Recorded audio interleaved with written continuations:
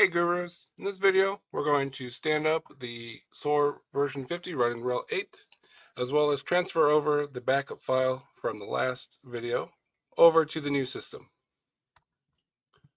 So to get started, you'll need to download the SOAR OVA file from Passport Advantage. Once you have that OVA file, go ahead and put it into your hypervisor platform, and let's start it up.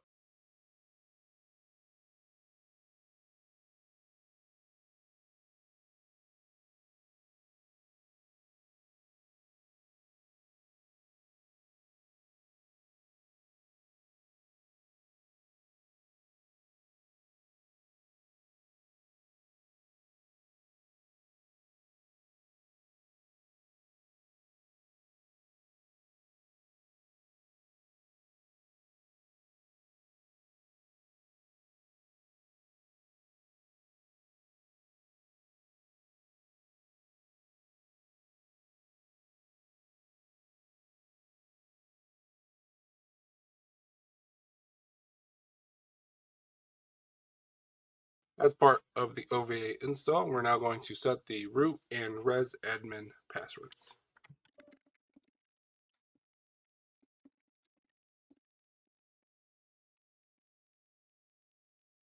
By default in the OVA, it tries to use DHCP for the IP address.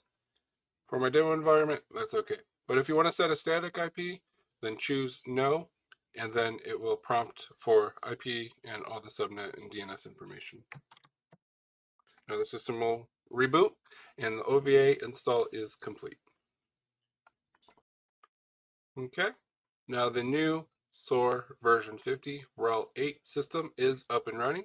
We can see up at the top of the console that it is running Red Hat Enterprise Linux version 8.8. And if we do a sudo resutel-v,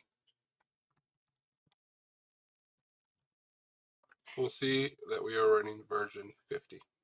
There we are. Now that the OVA is up and running, we need to transfer the backup from our original SOAR system over to the new system. Let's grab the IP address, 111. And from over here, we can SCP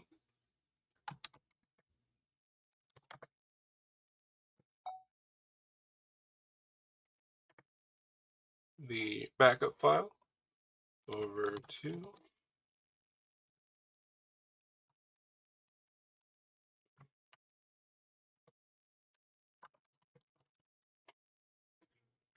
Okay, now we're going to transfer the backup file over to the new system, and we're going to put it in the /home/resadmin directory.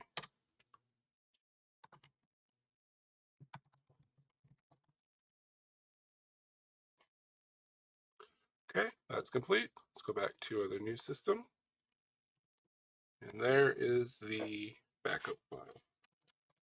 Before we perform the restore, let's update the date and time on the system.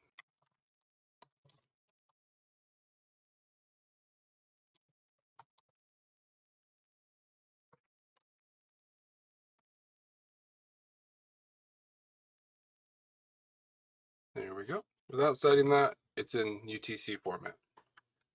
Now let's perform the restore.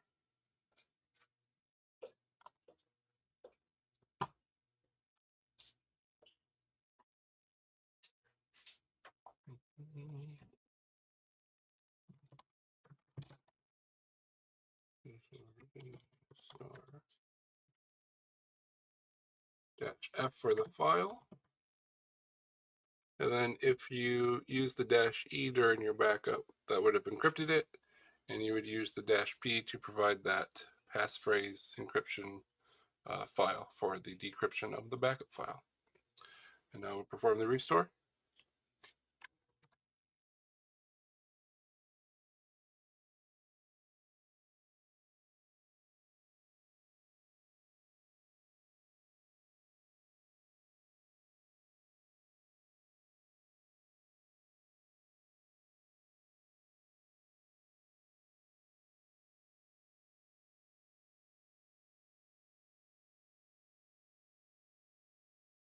During this restore process, it takes the Elastic and Postgres databases from the old system and restores it onto the new system. So all your existing cases and attachments, as well as your users and licenses, will transfer over.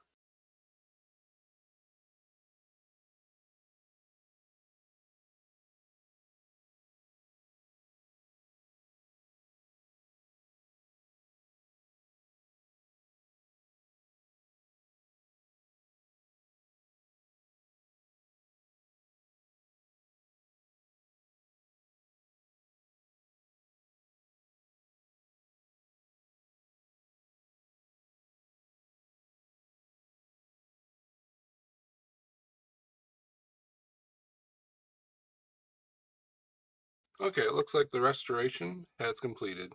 As you can see here, the license did transfer over. I did not install this license before doing the restore. So that is good to go. And then you also want to log into the system to make sure that the cases and attachments are there.